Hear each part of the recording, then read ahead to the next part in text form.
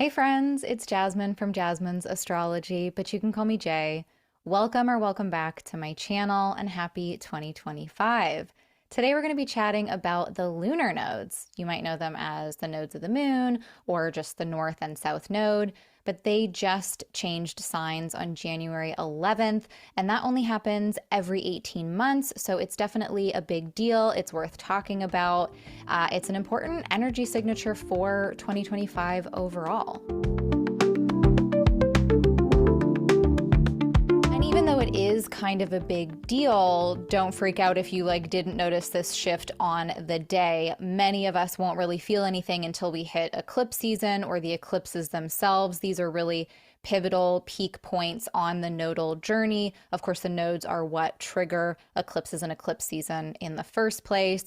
Now, if Pisces and Virgo are important houses for you in the chart, if they're first and seventh or fourth and 10th, or if you have a lot of placements in those houses, in those signs, then you might have been feeling this, a couple of weeks before in the lead up to it. You might have felt some sort of significant change on the day, but don't worry if you didn't. We are all going to kind of feel into this transit as the nodes begin to settle in. And truthfully, settling in isn't maybe the best choice of words because the nodes are sort of anything but settled or settling. They're kind of unsettling, actually. They're pretty agitating in their nature. They stir things up, they churn, they disturb. You can think about it like a puddle just on the ground. It might look sort of clear and still on the surface, but if we were to say jump in the puddle and, stir up any dirt or mud that was sort of lurking below the surface, suddenly that puddle is a little bit murky. Suddenly it is, not as clear as it was before. It's shaken up, it's stirred, it is agitated, and that's kind of what the nodes do in the environment that they're in the chart, and so the area of life that corresponds with. So wherever the nodes are transiting in your chart, they tend to bring some unstable, unsteady, unbalanced types of energies. There can be some extremes that happen wherever the nodes are traveling, and we actually see some of this sort of reflected in the way that the nodes travel through the zodiac, because they move rather slowly and they just kind of wobble back and forth between degrees. They're often moving retrograde. They usually move retrograde. And so they can just sort of hover back and forth, retrograde, direct, retrograde, direct, retrograde, direct, over like 1, 2, maybe 3 degrees for a couple of weeks at a time. So there's just this jiggly, wobbly, sort of restless energy to their actual movement. And I should say the nodes aren't actually physical objects in the sky. They're actually these mathematical points that are calculated based on the positions of the sun, moon, and the earth. And as I mentioned before, they are what trigger eclipses and eclipse seasons. So with the nodes heading into Pisces and Virgo, eclipses and eclipse seasons are also going to center around these 2 zodiac signs for the next 18 months. And so we're entering into these new stories along that axis of the chart. We're opening up to new learning opportunities and new adventures, or at least, we have the chance to do that. And there is some debate, like so many things in astrology, there is some debate on what the north and south nodes mean and even how to calculate them. So you might see some other astrologers talking about the nodes changing signs later in January, and that's just the different calculation coming into play. I use what's called the true node calculation.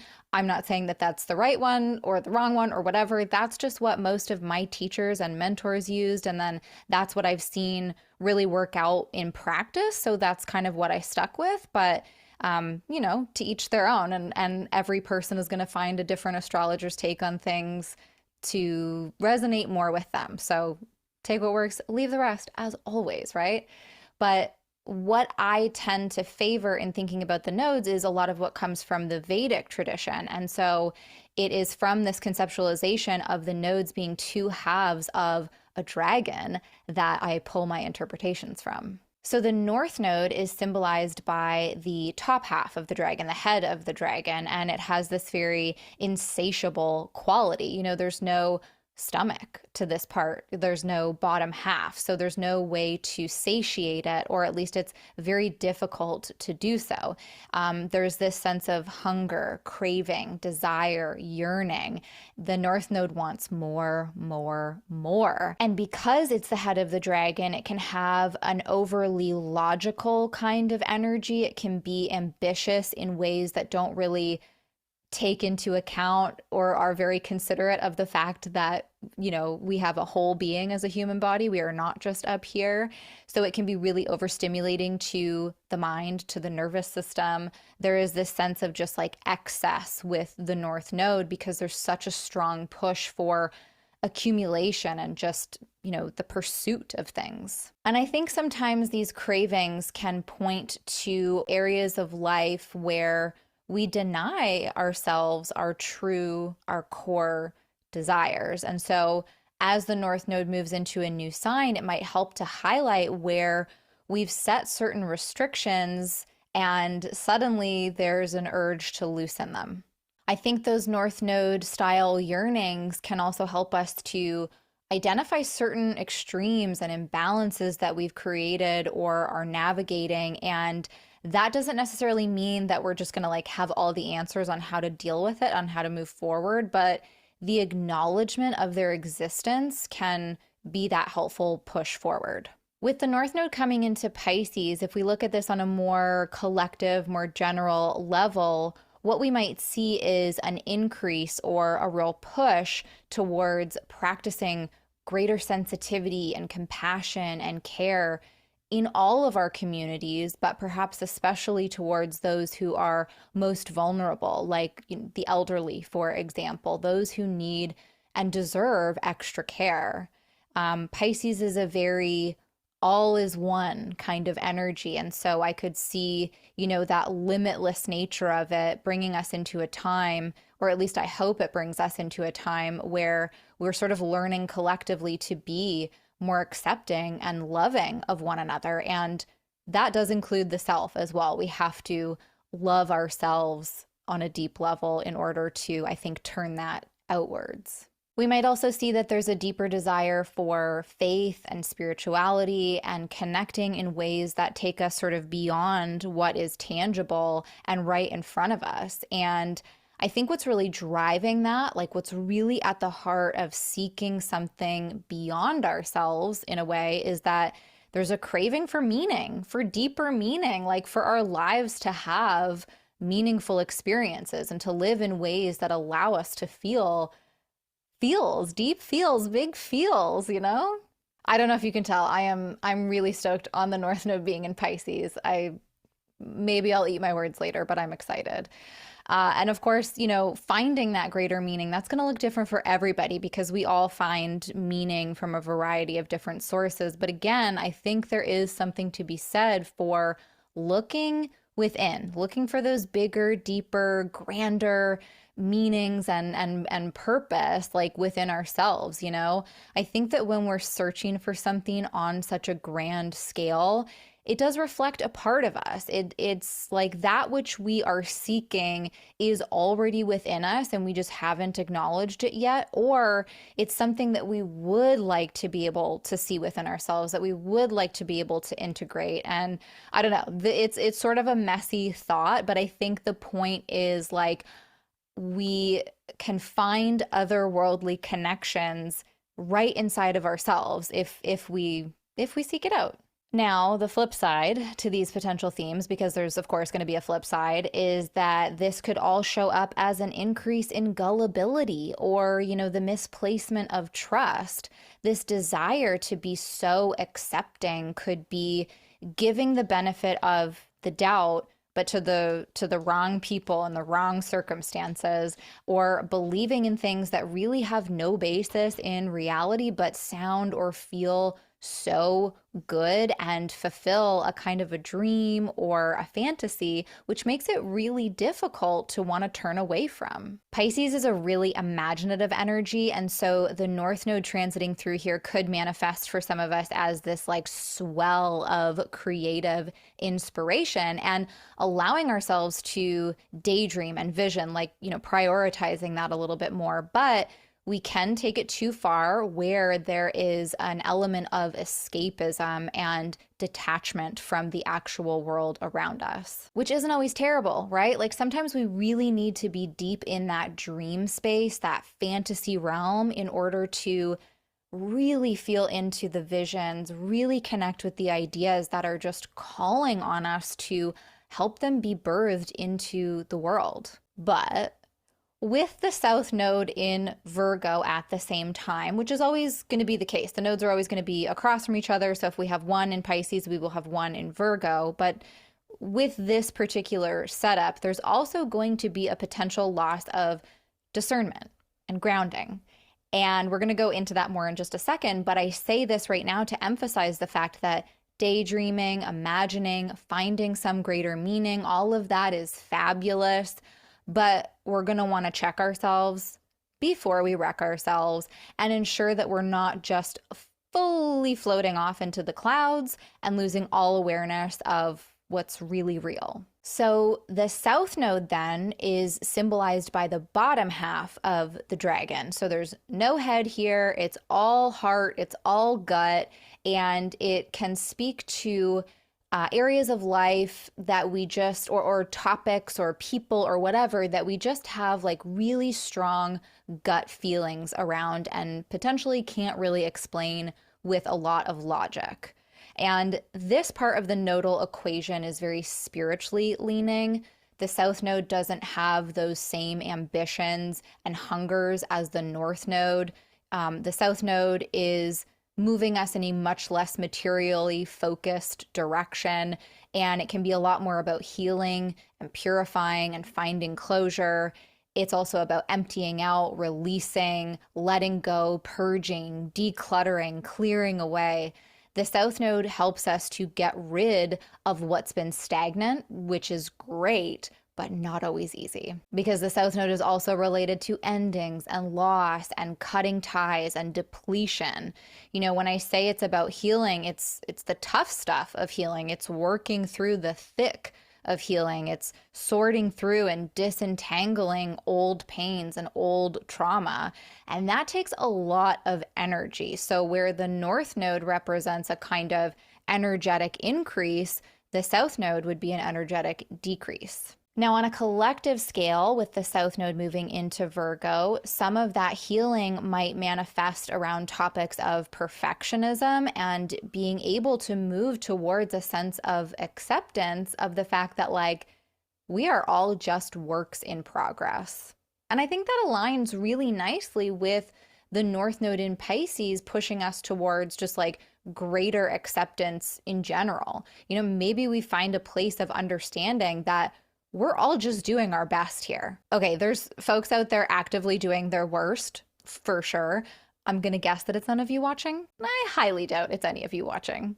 The South Node really asks us to surrender to the fact that we can't control everything. It's impossible and it's exhausting. It encourages us to be less critical and nitpicky. I should say these are things that the South Node in Virgo is inviting us to do, to release unfair expectations of excellence for both ourselves and those around us.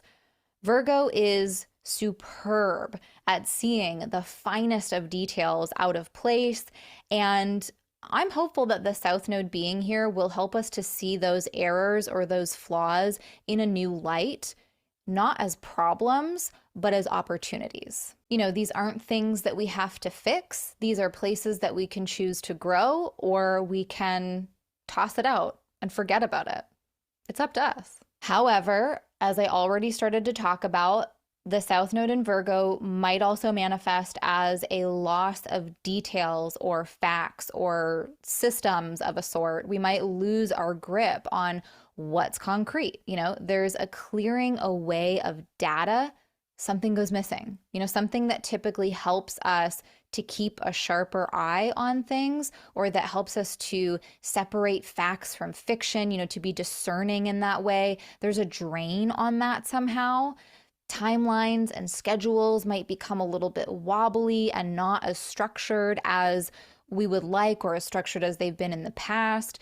We might just not have the capacity to take in a lot of small details or the fine print. There's just not enough gas in the tank to parse through all of that or to stick to those deadlines. And these next 18 months are really about clearing away some of the clutter of data and information to make space for something new, or to allow, let's say you have 10 facts, but you want to focus on one. You got to clear away 9.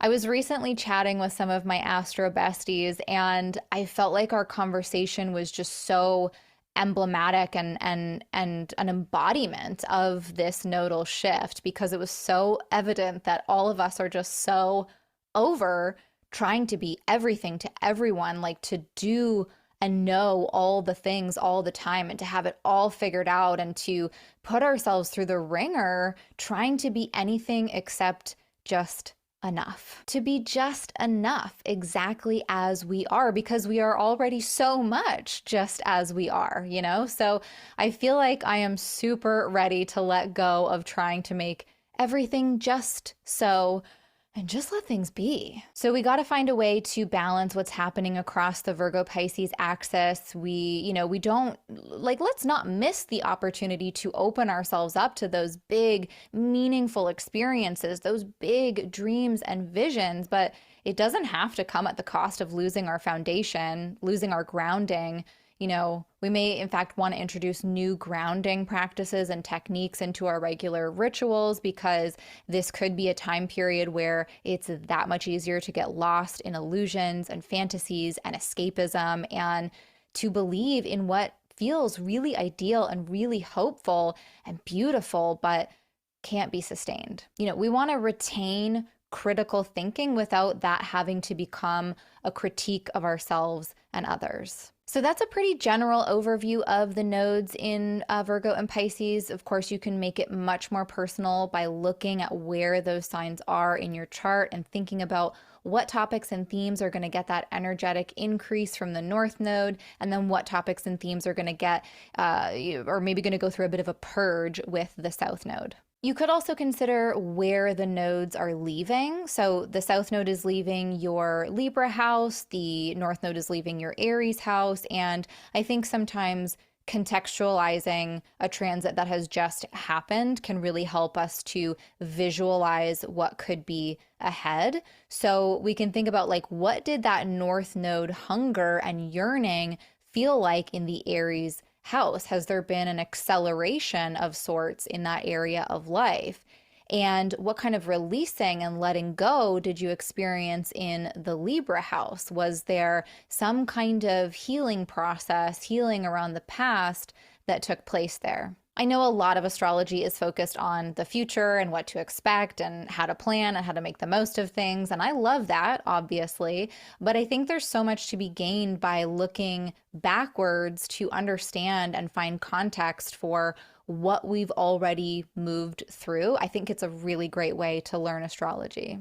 To take this even one step further, we can think about the fact that since January of 2022, the nodes have been moving through signs ruled by Mars and Venus. So the North Node was just in Aries, ruled by Mars, but before that it was in Taurus, which is ruled by Venus.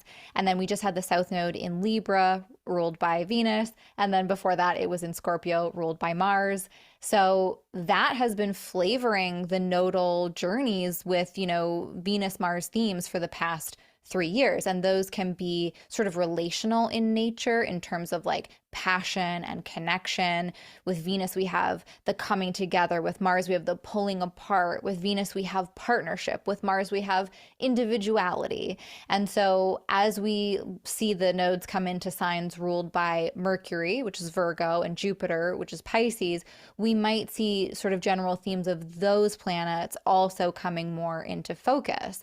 And those would include things like learning and information, travel and movement, and facts versus faith. The nodes are also moving from cardinal to mutable signs, and so there's definitely an invitation to embrace flexibility and fluidity and to be open to changing information and circumstances and allowing those changes to shift your own movement and understanding of the situations and relationships that you're in. And you know, this nodal story is just beginning on January 11th, so we're not going to understand the full scope. We are not going to understand the entire narrative of this transit for a while. You know, we might start to really touch into it during eclipse season. Eclipses themselves tend to be these really peak and pivotal moments in the story. It's the big reveal, it's the shocking twist, it's maybe just a whole lot of plot, a big lore dump, you know, that helps us kind of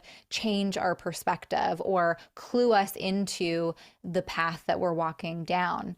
Eclipses and eclipse season can really just help to crystallize what a nodal journey is all about. And so in the description for this video, you're going to find dates for all of the eclipses and eclipse seasons that will pertain to this Virgo Pisces cycle. Might be helpful to add them to a calendar or just like take a screenshot of it, either way, you know, and then track what's happening during eclipse seasons and near those eclipses, because remember, like, we write our own stories, right? Like, we can look to the cosmos for help contextualizing things, for different layers of meaning and for timelines, right? But ultimately, we are in control of our choices and our reactions. So hopefully the dates will help you feel prepared to be more in your agency and in your autonomy during those times. And I will potentially talk more about eclipses as they arise, as they arrive throughout the year. I'm not going to be doing every new and full moon for 2025, but